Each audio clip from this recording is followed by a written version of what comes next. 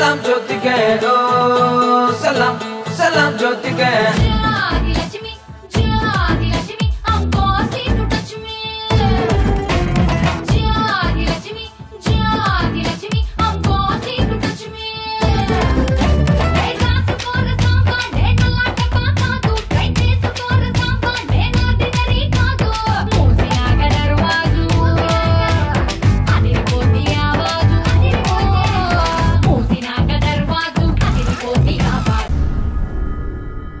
నా పేరు హర్ష.